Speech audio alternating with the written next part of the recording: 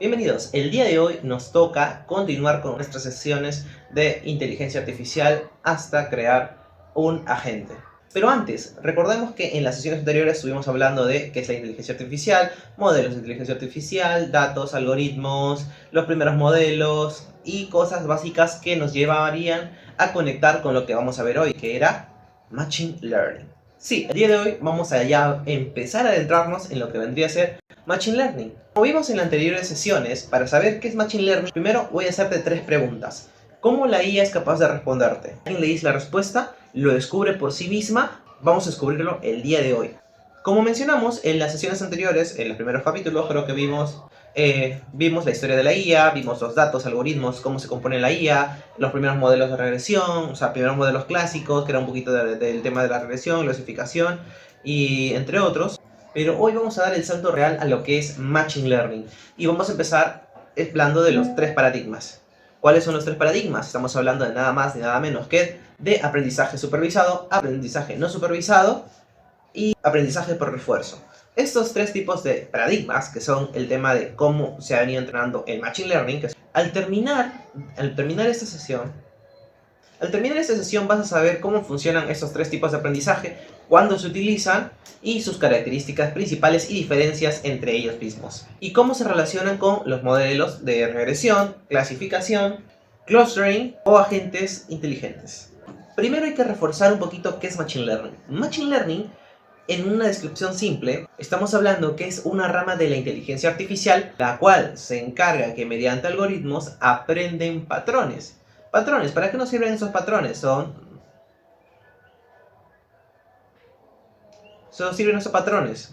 Como saben, nosotros actualmente, ¿cuál es nuestro valor más importante? Si no hablamos del dinero, estamos hablando de los datos. Nosotros constantemente, en la medida que vamos evolucionando nuestra inteligencia, nuestra capacidad, nuestros recursos, inclusive nuestra tecnología, vamos almacenando y creando nuevos niveles de datos. Entonces, el siguiente recurso después del dinero, inclusive podría estar a la par del dinero, estamos hablando de que son los datos. Entonces, esos datos, mediante patrones, esos datos se pueden clasificar, analizar y sectorizar y sesgar. Entonces, mencionando el Machine Learning, ¿qué tiene que ver el Machine Learning con estos datos? El Machine Learning es una rama de la inteligencia artificial que busca los patrones en estos datos. A partir de estos datos, trata de tomar decisiones y crearte una respuesta, la respuesta más acertada a tu pregunta, consulta o necesidad. Entonces, estamos indicando que las respuestas de Machine Learning no son programadas, son generadas a partir de patrones de datos analizados. Entonces, cuando una inteligencia artificial te responde, no es que tenga una respuesta preprogramada, es que ha analizado los múltiples datos que tenemos y los ha organizado mediante patrones y nos ha dado la respuesta que más se orienta a lo que estamos buscando. Así funciona el Machine Learning en resumen. Vamos a reforzar de una manera con más detalle el tema de cada uno. En el aprendizaje supervisado, si hablamos de una manera técnica más correcta, imaginemos que tenemos un montón de emails, de correos, y nos vienen spams y correos que necesitamos de verdad. Entonces nosotros vamos a decirle, oye, mira, este correo que te presento acá es un spam. Este correo que te presento acá es un correo de negocio. Este correo de aquí es un correo estudiantil, pero sí lo necesito. Este otro correo está ofreciendo un producto, es spam. Entonces, al darles información, cuando venga otro correo y yo ya no le doy información, viene un correo y tiene las características de que es un spam, la IA automáticamente lo mueve para spam. ¿Por qué? Ya le he dado ejemplos de referencia con etiquetas, porque le he dicho, este correo es un spam, y va a analizar todo lo que hay en el correo y va a decir, ok, un spam contiene estos elementos, y lo va a clasificar como spam. De la misma manera para el otro caso. Entonces, como mencionamos, este fue un ejemplo, pero ¿qué es lo que hace? Bueno, pues entonces lo que hace es predice las categorías que anteriormente han sido etiquetadas. Por ejemplo, tenemos el tema de la clasificación, también tenemos el tema de la regresión, pero antes de seguir vamos a explicar un poquito. El tema de la clasificación es como el tema del spam, que mencioné el ejemplo del spam. Eso es clasificación, ¿por qué? Porque sectoriza la información y los clasifica en sectores. Como ya están etiquetados, es mucho más fácil crear esos grupos de clasificación, porque estás relacionando las etiquetas. únicamente, y al clasificarlo todo dentro de una etiqueta, ves las características similares y entonces ya vas a ver a qué hace referencia todo ese sector que has creado mediante esa etiqueta. Como lo mencioné anteriormente en otra sesión, regresión es el tema de la predicción de valores numéricos. ¿De qué estamos hablando? Puede ser la temperatura, precios de una casa, el tema de los valores de los precios. Dentro de esos ejemplos también tenemos otros modelos de referencia que son la regresión lineal, diferente a la que mencioné primero, que era regresión lógica, que era para el tema de clasificación. Esta regresión lineal, que es para el tema de regresión redundantemente mencionado. Regresión polinómica, y tenemos también Ridge y Lazo, ¿no? Que es una mención pequeña. Y entonces, ¿cuándo debemos utilizar este aprendizaje supervisado? Cuando ya tenemos pues categorías, ¿no? Tenemos información que ya no necesitamos categorizar. Tiene datos históricos, como mencioné, al momento de sectorizarlo ya tiene datos históricos. Cuando venga un nuevo dato, ya al ver el histórico ya sabe dónde clasificarlo, porque ya está clasificado. Ahora, hablando del aprendizaje no supervisado, en este caso no tenemos etiquetas. Las etiquetas que yo utilizaba para clasificar no existen. Y entonces, ¿qué hace el modelo? ¿Cómo puede crear estos grupos? Porque tiene que crear grupos el modelo. Entonces el modelo crea grupos de otra manera. Al no existir etiquetas, crea etiquetas. Pero las etiquetas las va a crear en torno a las características de los datos que tenga. Lo que mencioné el ejemplo de si es saludable una comida o no es saludable la comida. Yo no le indiqué si es saludable o no es saludable. Entonces, lo que hizo fue sectorizarlo y ver características y crear su propia etiqueta de saludable y no saludable. Aquí el modelo explora categorías y crea categorías por su cuenta, dependiendo de las características de los datos.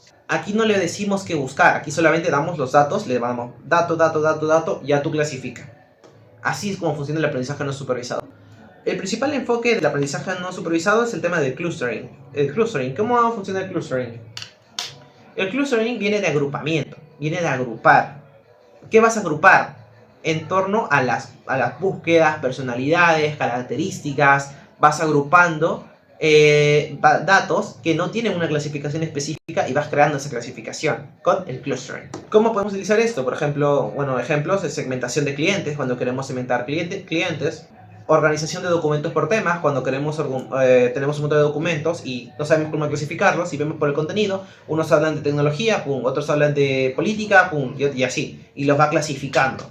Para eso sirve el tema de clasificación de contenido, también clasificación de comportamientos. Si un usuario suele, por ejemplo, para las películas, si un usuario ve más películas de terror, entonces, pero no sabemos qué es película de terror, pero le damos como que las películas, y entonces va eligiendo, ok, esto le gusta ver, ¿qué tiene en común esto acá con esto? Ok, esto creo que por ejemplo, el mismo director de la película, los mismos personajes, o la misma trama, y así va clasificando y sectorizando por los gustos del consumidor. También puede ser. Esto sirve para también segmentar clientes en compras. Ejemplos un montón, pero van de la mano de lo que mencioné. Algoritmos que podemos utilizar para este campo son K-means,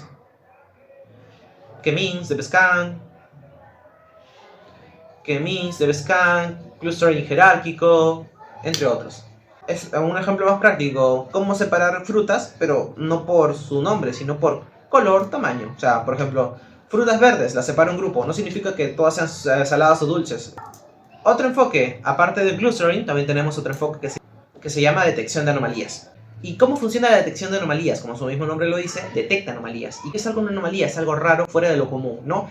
Eso es lo que funciona. Ese es el enfoque de detección de anomalías. Ejemplos: fraude bancario, fallas en el sistema y comportamientos sospechosos.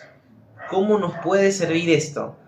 Por ejemplo, si nosotros tenemos un análisis de datos de bancos y vemos cómo funcionan por ejemplo, notas de crédito o facturaciones, y vemos cómo se comportan, y siempre mandamos facturas, no le decimos, oye, esa es una factura correcta, sino le mandamos facturas, y las va clasificando. Pero en una factura llega un monto incorrecto, pero nosotros no le decimos que está incorrecto, solamente que él abre su algoritmo y va alimentándose y dice, oye, esta factura está bien, se ve que es una factura, pero hay un monto que no corresponde, porque en las anteriores facturas yo he leído que el monto tiene que tener de la mano con esto, y los números con esto, y va sectorizando y dice, esto no es coherente. Y entonces me detecta esa anomalía. Y ahí es donde puedes aplicarlo para fraudes bancarios y este detector de errores también. Por ejemplo, un aplicativo, los que contiene, y va viendo la información, pero luego detecta que hay algo diferente al usual, un error del sistema. Y así, para eso funciona este segundo enfoque, ¿no? Que es el tema de detección de anomalías. es diferente al clustering, porque el clustering agrupa según los comportamientos y las características del usuario o de los datos. En cambio aquí se utiliza pero para detectar anomalías. El otro es para agrupar gustos. Este de acá detecta anomalías, que normalmente estamos hablando de fraudes bancarios, errores de sistemas, etc. Entonces, habiendo mencionado esos dos enfoques, ¿cuándo debo utilizar el aprendizaje no supervisado? Cuando no tengo etiquetas, ¿no? Cuando no sé algo que no está clasificado, cuando algo que no existe en la clasificación y quiero que me dé información sobre ella, utilizo aprendizaje no supervisado, porque con los múltiples datos que tiene el modelo puede tratar de clasificarlo o sesgarlo dentro de uno de esos campos. Ahora, mencionamos que era el tema de aprendizaje supervisado, aprendizaje no supervisado y aprendizaje por refuerzo, pero hay otro que es un híbrido, que si bien no está mencionado textualmente en los paradigmas actuales, pero se menciona a veces porque es un híbrido, porque funciona entre un aprendizaje semi-supervisado, porque tiene algunos elementos etiquetados y otros elementos no etiquetados. Por eso se tiene el nombre de semi-supervisado. Y es por eso que tiene una mención como especial, pero no está dentro de los tres paradigmas, porque se compone como parte de dos paradigmas, ¿no? Que es el aprendizaje supervisado y el no supervisado. Y entonces, ¿cómo funciona este aprendizaje semi-supervisado? Imaginemos que nosotros tenemos 1000 datos, y de los 1000 datos, solo el 80% tienen etiquetas, el otro 20% no tiene etiquetas porque o no sabemos cómo explicar esas etiquetas, porque nosotros entrenamos el modelo con los datos etiquetados, pero esos 20% no supimos etiquetarlo, o no tuvimos el tiempo de etiquetarlos, entonces tenemos un gran porcentaje de etiquetados y otro pequeño porcentaje de no etiquetados. Entonces, ¿el modelo qué hace? El modelo tiene un aprendizaje semi-supervisado porque ya tiene los etiquetados y crea sus sectores dentro de los supervisados. Y ya tiene sus categorías. Pero de los no etiquetados, lo que va a hacer es tratar de buscarles una etiqueta o crearles una etiqueta que pueden pertenecer a los grupos anteriores o crear su propio grupo. Entonces, haciendo un híbrido entre aprendizaje supervisado y no supervisado. Por eso se llama aprendizaje semi-supervisado, y no está componiendo o no se menciona textualmente en los tres paradigmas actuales, porque como ven es un híbrido entre dos que ya existen, ¿no? Ahora, el aprendizaje por refuerzo, como ya lo mencioné, es un sistema de premios y castigos para que vaya, mediante la prueba y el error, vaya dando la respuesta más coherente para lo que necesitamos. En este caso, no hay datos etiquetados, no hay respuestas correctas, solamente feedback.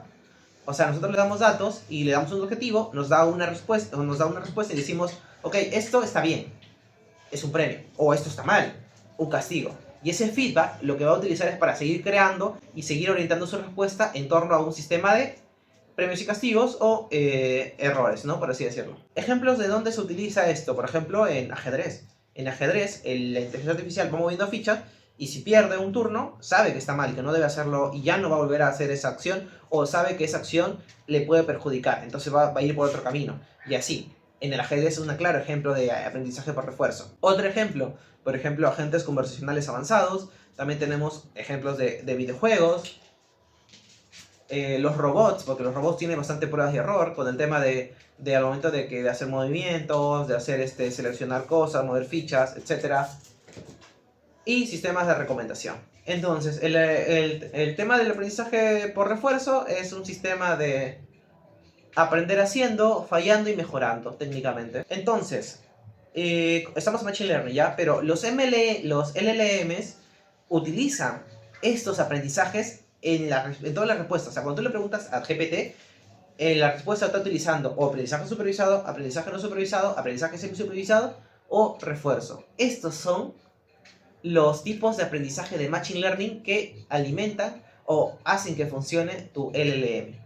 Si entendiste estos tres puntos, bueno, con el cuarto mencionado, que es el de semi, pero bueno, no lo tenemos en cuenta. Entonces, si aprendiste estos tres, digamos que estás ya listo para entender completamente lo que es el Machine Learning. No a profesional, pero ya a una gran parte, al menos a nivel teórico. Ya a nivel práctico con el tema de los modelos, de regresión lineal, de los algoritmos, ya eso es un poco más profundo. Pero a nivel teórico ya estarías al 80% de comprender qué es Machine Learning y cómo funciona. En la siguiente sesión ya vamos a irnos a ver un poco más detalle al tema del Machine Learning, pero en torno al ciclo de vida. Estamos hablando de procesamiento, entrenamiento y evaluación de estos modelos, ¿no? Pero eso es en la siguiente sesión. Nos vemos.